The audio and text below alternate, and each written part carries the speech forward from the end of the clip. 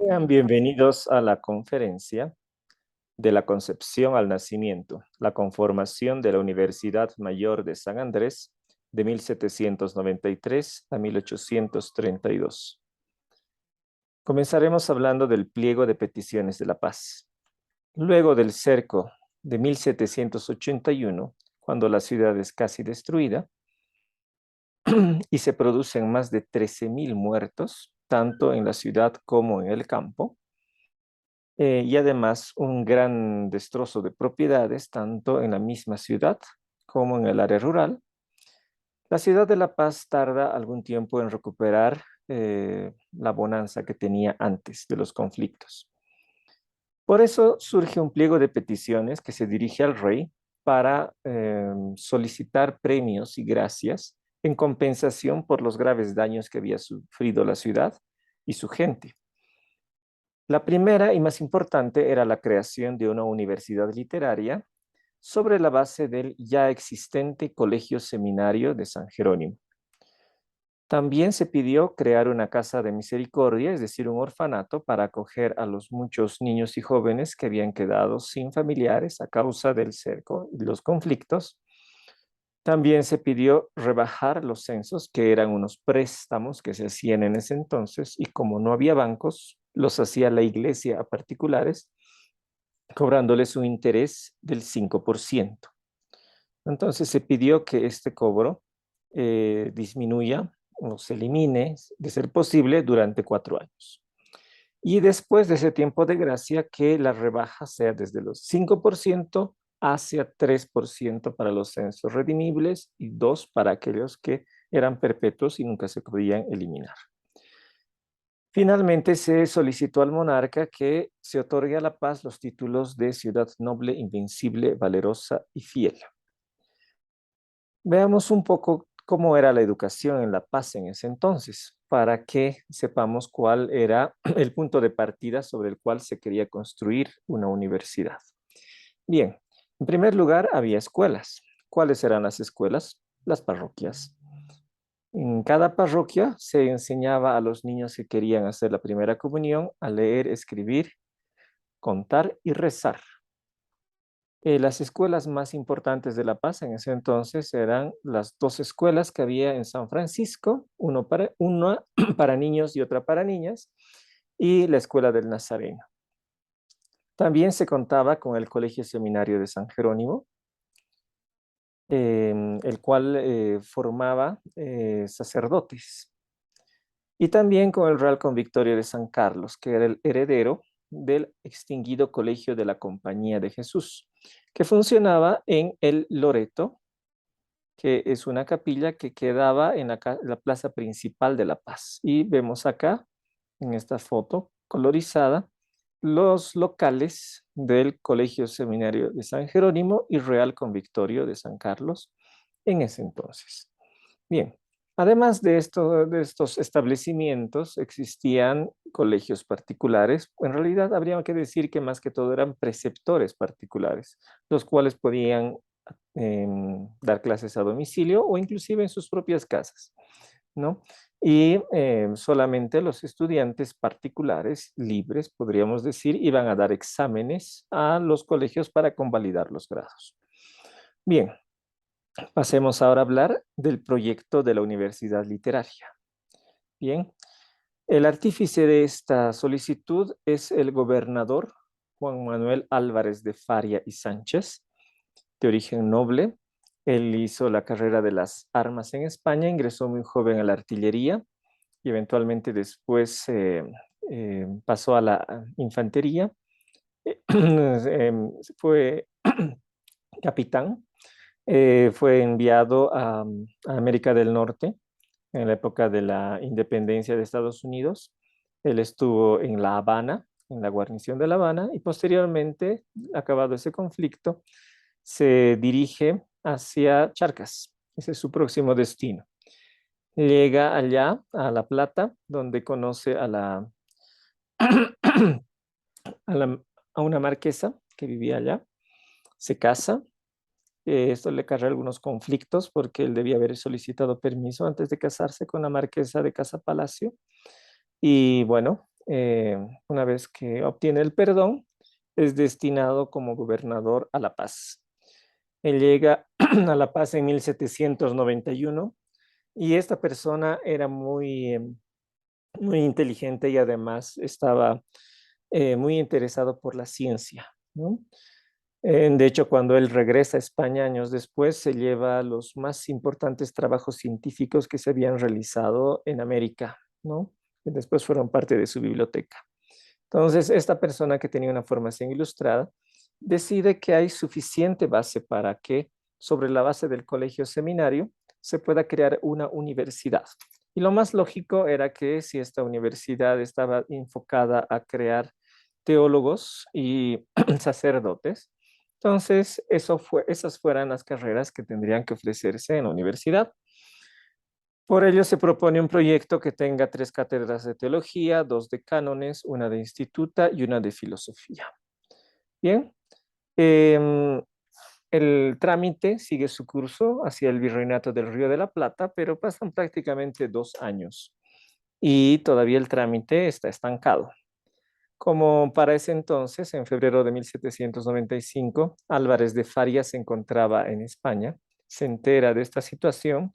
Él redacta un informe muy pormenorizado justificando cada una de las peticiones del Pliego de la Paz con antecedentes de otras ciudades, tanto de América como de España, que habían obtenido gracias similares, haciendo hincapié en que La Paz había padecido cosas probablemente mucho peores que estas otras ciudades y que merecía ese premio, ¿no?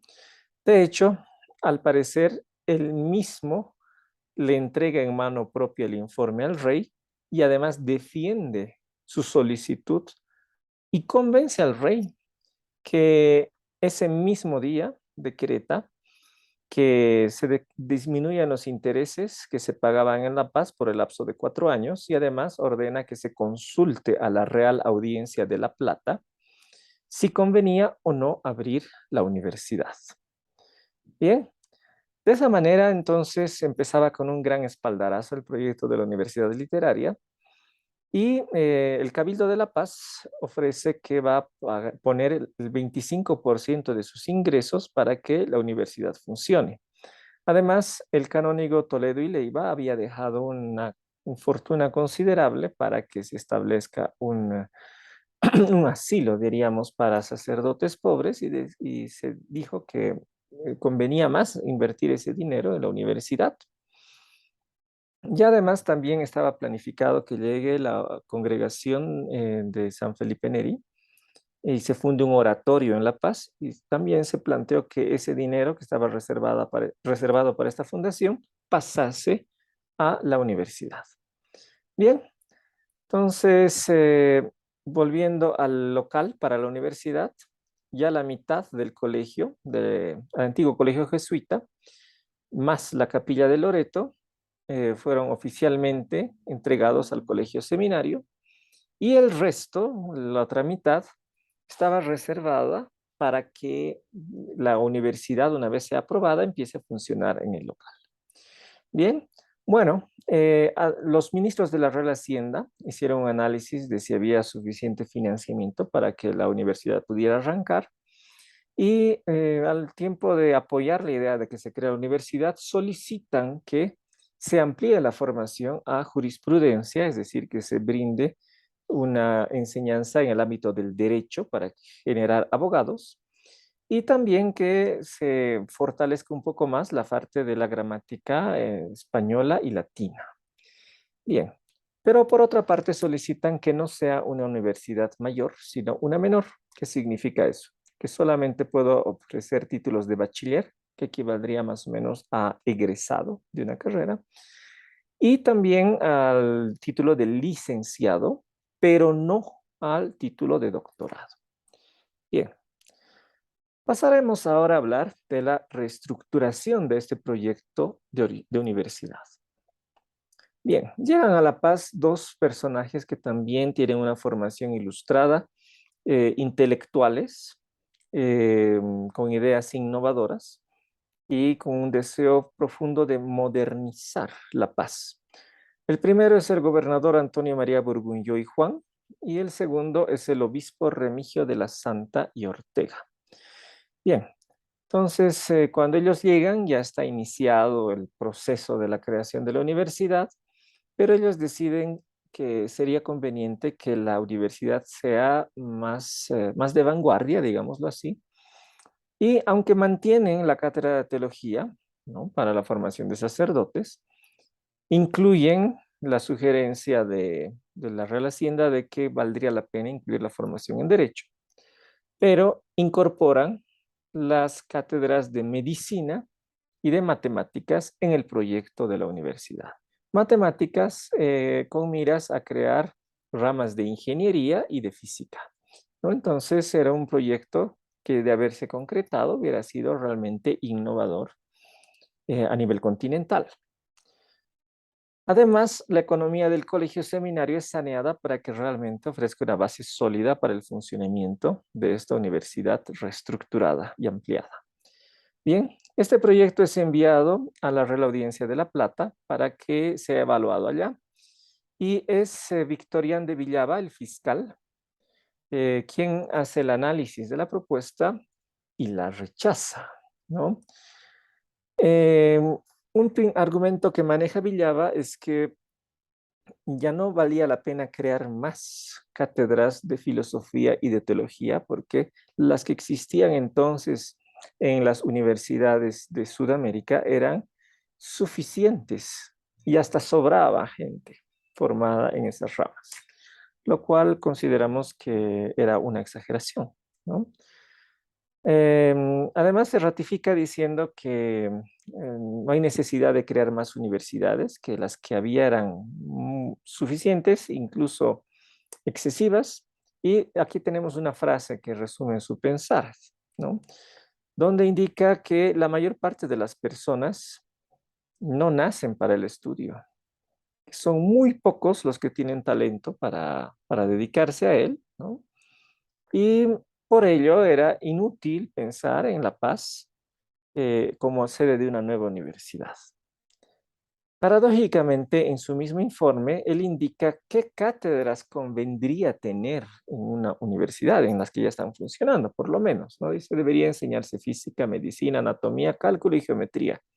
Pero hay que recordar que medicina era una de las solicitudes de La Paz y entonces, de acuerdo a lo que él mismo argumentaba, hubiera podido decirse que, bueno, al menos la facultad de medicina podía abrirse en La Paz, ¿no? Si es que él tenía reparos en las otras, de teología por lo menos, o derecho, pero no había nada que obstaculizara el que se abriese de verdad una cátedra de medicina. Sin embargo, lo único en lo que Villava accede es que sí se rebaje permanentemente el interés del 5% a solo 4% en todo el Reino del Perú. Y también apoyó que se creen orfanatos. Eso le parecía también una prioridad importante, mucho más que la creación de una universidad. Bueno, como veremos más adelante, aunque Villava consideraba que sus argumentos eran de vanguardia, en realidad no lo eran. Bien, veremos ahora los cambios que ocurren en las políticas educativas en el Imperio Hispánico. Bien, el año 1807 se lleva a cabo una reforma de las universidades españolas, que son reducidas de 22 a 11, ¿no? Esto fundamentalmente porque estas universidades tenían muy pocos alumnos, ¿no? Y las rentas que se tenían no permitían tampoco contratar a los mejores profesores. Entonces se fusionan muchas de ellas con la más cercana geográficamente y además todas las que subsisten quedan obligadas a adoptar los programas aprobados para la Universidad de Salamanca.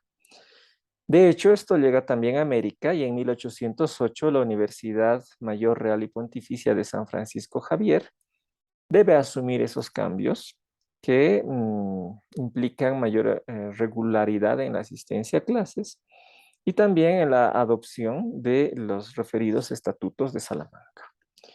Bien, sin embargo, justamente en ese mismo año de 1808, el nuevo rey Fernando VII y la familia real española son secuestrados por los franceses y empieza la guerra de los españoles contra los franceses que habían invadido el país. Bueno, en medio de la guerra funciona un consejo de regencia en la ciudad de Cádiz y el 19 de marzo de 1812 se promulga la Constitución española para regir hasta que retorne al trono Fernando VII. Hay un par de artículos muy interesantes en la Constitución, que el primero de ellos indica que debe establecerse escuelas de primeras letras, ¿no?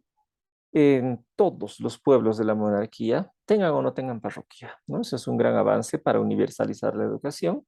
Y después el artículo 367 indica que debe crearse más universidades porque eran muy necesarias en todo el imperio y fundamentalmente en América, ¿no? Esto obviamente iba completamente en contra de lo que había afirmado Villava pocos años antes, ¿no? Bien, y además la Junta de Instrucción Pública informa que la educación en todo el imperio hispánico debería ser universal, uniforme y gratuita, que debía haber libertad de enseñanza para establecimientos particulares. Se debían crear universidades de provincia. Debía enseñarse medicina no en las universidades, sino anexa la facultad de medicina a los hospitales, pues ahí era donde más se requería el aprendizaje y era el lugar más apto para ello. También se pensó en becar a los mejores estudiantes y en crear una gran academia nacional de producción científica, ¿no? Bueno, entonces, como habíamos visto, una parte del proyecto era crear universidades de provincia y concretamente para lo que era Charcas, se define que esas universidades debían ser creadas en Potosí, en Oruro, en La Paz y en Santa Cruz de la Sierra. Esos eran lugares donde tendrían que fundarse nuevas universidades. Bien, ¿y cuáles serían las cátedras que tendría que tener la Universidad de La Paz? Serían español y latín, geografía, literatura e historia, 2 cátedras, matemáticas, 2 cátedras, física, química, mineralogía, botánica, lógica, economía política, derecho natural y derecho público. O sea, un proyecto mucho, mucho más ambicioso que el que se había planteado incluso antes, ¿no? En la misma La Paz. Bien, y además esto contemplaba la creación de una biblioteca pública, la formación de un laboratorio de química, de otro gabinete de biología que esté relacionado con un jardín botánico y un espacio donde se puede realizar prácticas de agricultura, y también la creación de gabinetes de física, maquinarias y productos industriales. Sí, un proyecto realmente ambicioso. Bueno, pasaremos ahora a hablar de algo que fue una gran oportunidad para la paz. La llegada de la Real Expedición Filantrópica de la Vacuna, que tendríamos que decir fue una cosa espectacular desde el ámbito de la salud pública, porque llegó a vacunar a más de 2 millones de personas, con un efecto multiplicador que era mucho mayor, para acabar con una gran plaga de la época, la viruela, una enfermedad altamente mortífera y que se transmitía por contacto directo o por contacto con objetos contaminados. Bien, entonces esta gran expedición recorre Sudamérica, desde lo que es Nueva Granada, hoy Colombia, pasando por el territorio de Guayaquil, de Quito, llegando al Virreinato del Perú, a la capital de Lima, luego a Arequipa y eventualmente llega a la diócesis del Obispado de La Paz, que como ustedes pueden ver en el mapa, incluye casi todo el contorno del lago Titicaca, que era parte del Obispado de La Paz. En septiembre de 1808, la Real Expedición llega a Puno, el primero de los territorios paseños, donde se vacuna a más de 1,000 personas. Quien dirige esta expedición es un gran médico, Joseph Salvani y Leopard, quien tenía una salud muy frágil, ¿no? Y él, al enterarse que había fallecido el gobernador de La Paz, Antonio Burgunyó, entonces él solicita que se lo nombre gobernador de La Paz, ¿no? Bueno, por los lugares por donde pasaba, Salvani, pues le pedía más bien que se quede con ellos a vivir. Es el caso del cabildo de Chucuito, que le pide que se quede con ellos para siempre. Después llega a Cepita, luego pasa al desaguadero y en el desaguadero Salvani vuelve a solicitar que se le nombre gobernador de La Paz. Probablemente en otras épocas tal vez hubiera tenido más éxito, pero sucede que en ese preciso momento, dentro de La Paz, está a punto de ocurrir una revolución, porque hay un gobernador interino al cual se oponen muchas personas del Cabildo de La Paz y de hecho están planificando hacer una revolución para derrocarlo. Bien, por eso no se atienden las solicitudes de Salvani. Y él se da cuenta cuando llega finalmente a la ciudad de La Paz, el 15 de marzo de 1809, que realmente no hay condiciones para que él pueda quedarse como gobernador. Ahora, siéndole un médico de vanguardia, un gran científico, una persona que tuvo experiencia en docencia universitaria, era la persona absolutamente ideal para poner en funcionamiento una cátedra de medicina en la ciudad de La Paz. Habría que aclarar que en ese momento no se necesitaba tener fundada una universidad para empezar con los estudios de medicina y que tranquilamente podía empezarse con la formación en medicina y después buscar otras cátedras y consolidar la creación de la universidad. Bien, pero lastimosamente por la situación política, porque digámoslo así, los principales actores políticos de ese momento, todos veían a Salvani como una amenaza a la estabilidad de la paz, incluso el obispo Remigio de la Santa. Entonces, en esta ocasión, esta oportunidad de oro que se le presentaba a La Paz para empezar la formación profesional no tiene lugar. Salvani se queda durante algunos meses en La Paz y de hecho la revolución de La Paz tenía que haber estallado el 30 de marzo de 1809, el jueves santo, pero es descubierta en último momento. Pero de haberse llevado a cabo la revolución, estaba planificado que algunos personajes tenían que ser ejecutados y entre esos estaba Salvani, ¿no? Porque era un gran peligro político para la revolución triunfante, si es que se quedaba en la ciudad de La Paz. Pero para suerte de Salvani, esta revolución fue descubierta en el último minuto y no tuvo lugar. Bueno, ¿qué va a pasar con Salvani al ver que en La Paz nadie lo apoya en su solicitud y que realmente la situación política está muy tensa? Incluso se agrava su salud, ¿no?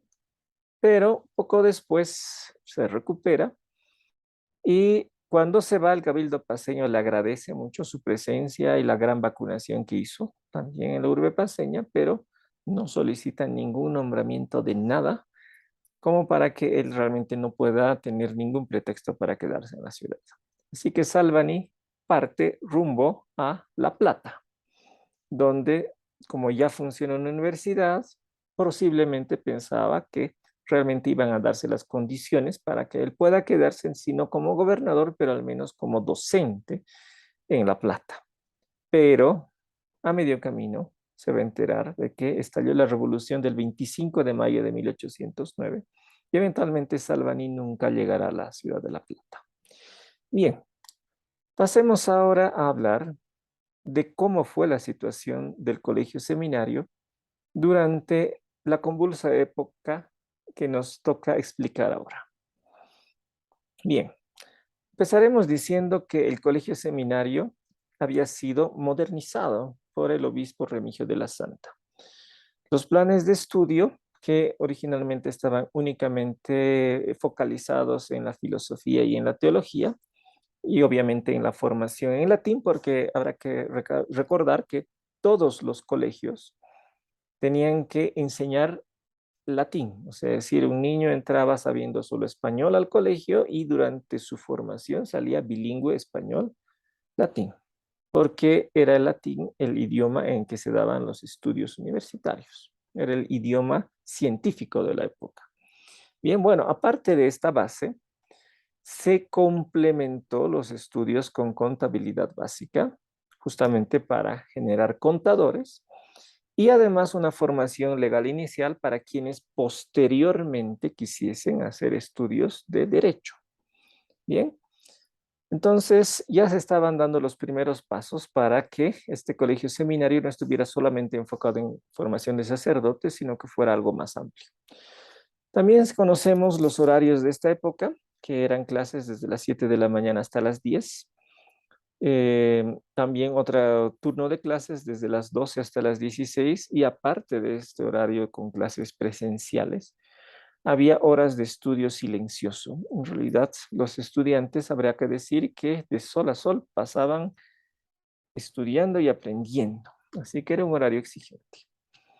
Bien, además se contrata profesores muy capacitados para trabajar en el colegio seminario, ya con miras a subir la calidad educativa para cuando esto se convierta en universidad. Inclusive el colegio, el establecimiento del Loreto, es refaccionado, ¿no? Y ya se planifica usar de una vez todo el inmueble para las actividades del colegio seminario. Bien, pero como el rey Fernando VII había sido secuestrado por los franceses, se crean en distintos lugares de España y posteriormente en América juntas de gobierno que van a desconocer a las autoridades locales y van a tratar de gobernar autónomamente hasta que el rey Fernando VII regrese al trono. Concretamente en América, en estos meses de 1808 y 1809, de los que estamos hablando, se producen tres revoluciones. La primera en septiembre de 1808 en Montevideo, la segunda el 25 de mayo de 1809 en La Plata y la tercera el 16 de julio de 1809 en La Paz. Bien, cuando estalla la Revolución de la Paz, el colegio, el ambiente del colegio, es convertido en cuartel y esto obliga de facto a suspender todas las clases hasta que la revolución termina y se reinician en 1810. Durante esa gestión el funcionamiento del colegio es relativamente normal hasta que en febrero de 1811 llegan las tropas provenientes del Río de la Plata que ocupan La Paz y se roban los fondos destinados al funcionamiento del colegio. De esta manera, por fuerza, el colegio se suspende sus actividades y los jóvenes que estaban en el internado tienen que ver cómo regresan con sus familias.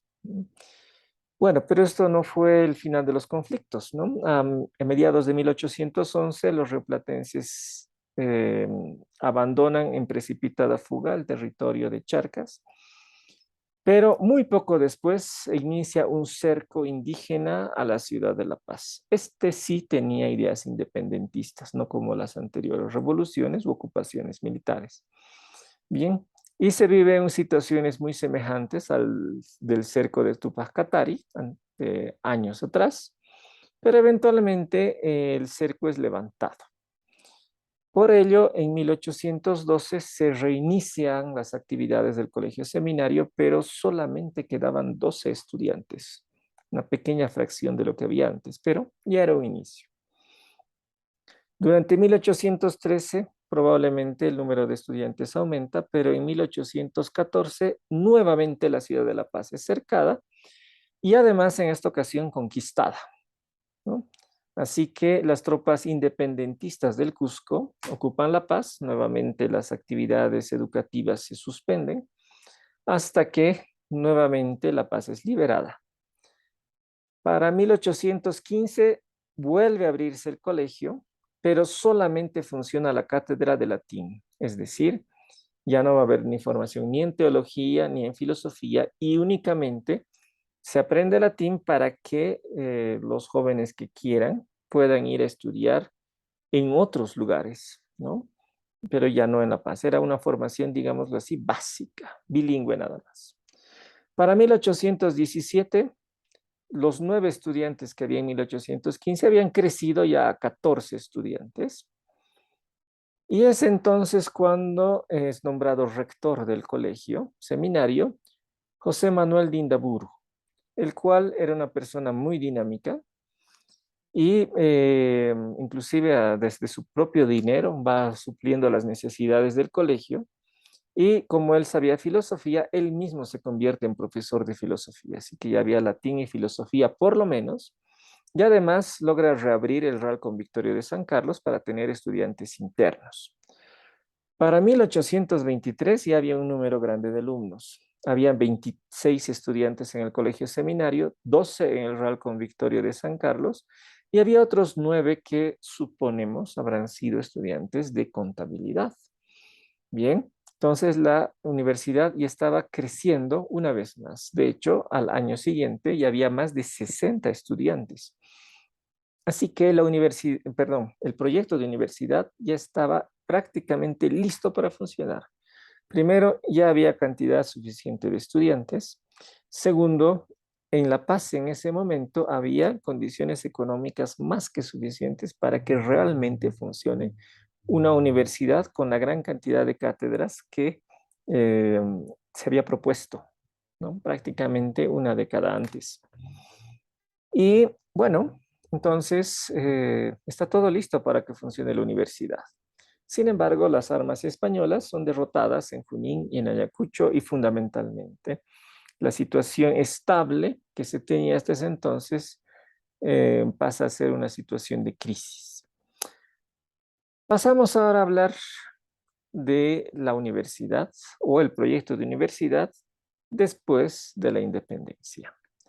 Bien, bueno, el 7 de febrero de 1825 las tropas colombianas ocupan La Paz. Las tropas españolas que quedaban se retiran hacia el sur. El 9 de marzo de 1825, Antonio José de Sucre realiza una convocatoria para una asamblea constituyente para que las provincias de Charcas decidan su suerte, ¿no? Y un poco después, el 11 de marzo de 1825, ¿no? O sea, donde todavía había fuerzas españolas importantes en el sur, una delegación de paseños solicita a Antonio José de Sucre que se cree una universidad llamada Independencia que funcione en La Paz, ¿no? Porque le habíamos dicho que había suficientes condiciones económicas y de jóvenes formados como para que realmente arranquen los estudios. Muy poco después, el 1 de abril de 1825, tiene lugar la batalla de Tumusla, cuando las últimas fuerzas españolas son derrotadas, y a partir de entonces podríamos empezar a hablar de una región de Charcas prácticamente independiente. Por ello, Sucre, el 26 de mayo de 1825, ratifica que se va a crear la Universidad Independencia y va a funcionar en La Paz. Pero al parecer este proyecto de crear una universidad en La Paz iba de la mano con la desaparición de la Universidad de San Francisco Javier de Chuquisaca. De hecho, los fondos de la Universidad de Chuquisaca fueron destinados a empedrado de calles. Bien, bueno, una vez ya producida la independencia de Bolivia oficial en agosto de 1825, y creado ya el Congreso y estando en funcionamiento, Sucre consulta al Congreso en la conveniencia de crear una Corte de Justicia en La Paz y la universidad, ¿no?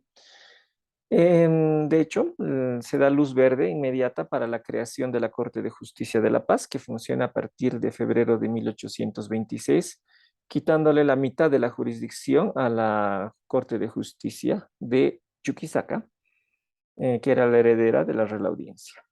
Bien, en diciembre de 1826 también se crea en La Paz la Academia de Práctica Forense, que reemplazaría en sus funciones a la Academia Carolina de Practicantes Juristas que había funcionado en Chuquisaca. Bien. Cuando Simón Bolívar llega a Bolivia en diciembre de 1825, una de sus primeras medidas en La Paz es ordenar la clausura del Colegio Seminario de San Jerónimo, que justamente tenía que servir de base para la universidad. Y al mismo tiempo, los mismos aliados de los colombianos que se encontraban en Chuquisaca insisten ante Sucre para que se reabra la Universidad de San Francisco Javier. y de hecho insisten bastante hasta que finalmente logran la reapertura de la universidad. Pero Sucre desde ese momento ya no quiere saber más de universidades, ¿no? Y desde ese momento la Universidad de Independencia queda completamente archivada. ¿Qué se va a hacer entonces? Se va a proponer crear colegios de ciencias y artes. Eso tiene lugar el 9 de enero de 1827. Y hay que ver qué artículos hacen referencia a una formación profesional. En primer lugar, que en las capitales de departamento, como La Paz, tendría que haber un colegio donde se enseñen varios idiomas: castellano, latín, francés e inglés, ¿no? Pero lo que más nos interesa es que tendría que enseñarse filosofía, derecho y medicina, ¿no? Por lo menos tres ramas profesionales incluidas dentro de lo que serían los colegios de ciencias y artes. Bien, concretamente para las universidades, ¿no? O perdón, para lo que llamaríamos establecimientos especiales, ¿no? Junto con los colegios. En Potosí y en La Paz, que digamos así eran las ciudades con mayor población y con mayor movimiento económico de Bolivia independiente, tendrían que establecerse escuelas de mineralogía, geometría, arquitectura subterránea, química, beneficio de metales y laboratorios químicos, ¿no? Entonces, digamos que esta formación interesante en mineralogía y metalurgia y química tendría que funcionar en los colegios de ciencias y artes de estas dos ciudades. Bien, en febrero de 1827 se crea en La Paz la Academia de Dibujo y poco después, el 27 de junio, se crea el Colegio San Simón de Ayacucho de La Paz, ¿no? Em, Habrá que decir que en este colegio tendrían que funcionar cátedras de Derecho, de Elocuencia, de Filosofía, Español, Latín, Matemáticas, Moral y Retórica. Esa era la formación que tenía que recibirse en el colegio. Sin embargo, a pesar de que lo que la ley indicaba, no se consiguen profesores de mineralogía, tampoco de dibujo y tampoco de los otros idiomas extranjeros que serían francés e inglés, ¿no? Entonces esas cátedras no llegan a arrancar en el colegio San Simón de Ayacucho. También sabemos que en esa época había una cantidad de 50 estudiantes. Bien, en mayo de 1828, cuando ya el descontento contra los colombianos es muy fuerte, aprovechando su debilidad política, tropas peruanas ocupan La Paz, ¿no? Y el Colegio de Ayacucho es saqueado y la mitad de sus estudiantes escapan y ya no regresan, ¿no? Bueno, parecería que de esta manera se acabó el proyecto de universidad, pero en realidad fue solamente el capítulo previo a su fundación real. Bien, veamos ahora cómo se pone en marcha finalmente la Universidad en La Paz. Bien, el presidente Andrés de Santa Cruz apenas ingresa al poder, establece una alianza constructiva con la Iglesia Católica que había sido perseguida durante el periodo colombiano. Y a partir de esa colaboración, el 23 de julio de 1829, se reabre el colegio seminario. En esta ocasión va a ser nombrado Colegio Seminario de San Simón, ¿no? Con las siguientes cátedras: Teología, Filosofía Moderna, Español, Latín, Historia Eclesiástica, Derecho Canónico, Historia y Leyes, ¿no? Habrá que ver que este modelo se aproxima muchísimo al primero planteado por Álvarez de Faria, ¿no? En 1793. Es decir, es básicamente una formación para sacerdotes con algunas pocas cosas que pueden servir a otras profesiones. Como anticipo de lo que vendrá, el 25 de enero de 1830, el presidente Santa Cruz supervisa los exámenes del colegio y al alumno más sobresaliente, que realmente hizo un examen que podríamos decir realmente muy, muy destacado, de varias ciencias, le regala o lo nombra como como haber obtenido un lugar que les diría extraordinariamente excepcional un título universitario, ¿no? Entonces ordena que se le dé un título universitario, es decir, es la primera vez que se da un título en Charcas fuera del ámbito de la Universidad de San Francisco Javier. Bien, ¿y cuáles eran las pruebas que pasó este estudiante sobresaliente? Demostró conocimientos de mecánica, estática, hidrostática, hidráulica, balística, astronomía, meteorología, electricidad, galvanismo, magnetismo, óptica, catróptica, dióptica, ¿no? El alumno se llamaba José Porcel, si no estoy equivocado, y su profesor era José María Galdós, ¿no? Fueron examen tras examen durante 4 horas, ¿no? Y además, inclusive respondió preguntas. Así que esto fue lo que sorprendió a Andrés de Santa Cruz y ordenó darle ese título. Ahora, obviamente, ¿por qué lo hizo? Porque sabía que ya era inminente la creación de la Universidad de La Paz. Así que en agosto de 1830, el 7 de agosto, ya se crea la cátedra de jurisprudencia, es decir, de derecho, en el Colegio de Ayacucho. El 27 de octubre de 1830 se crea el reglamento para el funcionamiento de la Universidad de La Paz y concretamente era una universidad menor que no podía dar título de doctorados, ¿no? Y que tenía que llamarse oficialmente Universidad de La Paz, ¿no? Y ocupa el local del antiguo colegio seminario, el local que estaba reservado por décadas para el funcionamiento de la universidad. Bien, y además, ¿en qué iba a enseñarse? ¿En qué cátedras iban a darse ahí en la Universidad de La Paz? Era Derecho Público, Derecho Patrio o Jurisprudencia, ¿no? Ciencias eclesiásticas, es decir, teología, medicina, matemáticas, lenguas, bella literatura, filosofía, ¿no?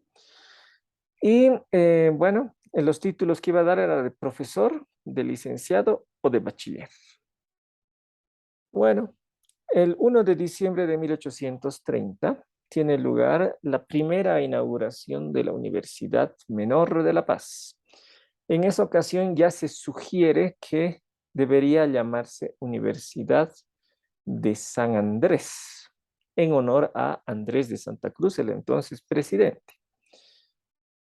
En agosto de 1831, el Congreso, después de un debate, decide convertirla en una universidad mayor, igual que la Universidad de San Francisco Javier. Sin embargo, habrá que decir que de todas las cátedras que efectivamente tendría que dar esta universidad, al final no funcionan más que derecho y filosofía en su fase inicial. El 13 de agosto de 1831, la ley es promulgada y es entonces cuando podríamos hablar de que efectivamente ya la universidad se ha convertido en universidad mayor. Bien, bueno, hemos visto que este camino hasta llegar a la Universidad Mayor de San Andrés ha sido largo. Podríamos ver, ya para cerrar este trabajo, que el proceso de la creación fue bastante complejo, por lo menos mucho más complejo de lo que la historiografía hasta el momento había mostrado. Segundo, que a pesar de que durante este proceso aparecieron realmente propuestas muy novedosas, muy innovadoras, eventualmente la propuesta con la que empezó a funcionar la Universidad Mayor de San Andrés se parece muchísimo a la propuesta básica de Álvarez de Faria de 1793. Consideramos que tendría que haberse pensado en algo más ambicioso, porque ya había base suficiente para ello, ¿no? Em, Habrá que decir también que las propuestas más innovadoras, más importantes y realmente con un aporte sustancial se hicieron más que todo en el periodo hispánico y solamente en parte se pusieron en práctica en el periodo de la Bolivia independiente. También habrá que recalcar que la paz generó, a pesar de todos los conflictos por los que atravesó, condiciones necesarias de suficiente alumnado formado para que realmente se tenga la base para una universidad, ¿no? Y además, en situaciones de gran penuria económica, se continuó apostando por el funcionamiento del colegio y no se lo dejó morir, ¿no? Y eso permitió que más adelante la Universidad de San Andrés funcione. Bueno, habrá también que recalcar que la gran oportunidad que se tuvo de empezar con la cátedra de medicina en 1809 fracasó por razones políticas, que probablemente de no haber habido esos problemas políticos ya hubiese empezado la universidad a funcionar, por lo menos en medicina en ese entonces. Y además con la base científica que se tenía, hubiera sido un éxito fantástico. Bueno, pero no se dio. El colegio seminario, durante todo este tiempo que hemos analizado, fue la base por la que funcionó y se propuso una y otra vez el funcionamiento de la universidad y fue justamente a partir del colegio seminario reestructurado, mantenido y agrandado por eh, Juan Indaburu que eventualmente la universidad empieza a funcionar y es de hecho Indaburu quien en 1832 realmente va a dejar a la universidad funcionando bien. Así que eh, realmente su aporte fue destacado. Contrariamente a lo que generalmente en la historiografía se sostiene, el periodo colombiano fue de un claro retroceso en lo referido al ámbito universitario, ¿no?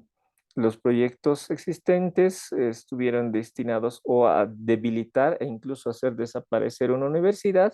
Y por otro lado, aunque hubo una idea de crear otra universidad, eventualmente se obstaculizó esa creación.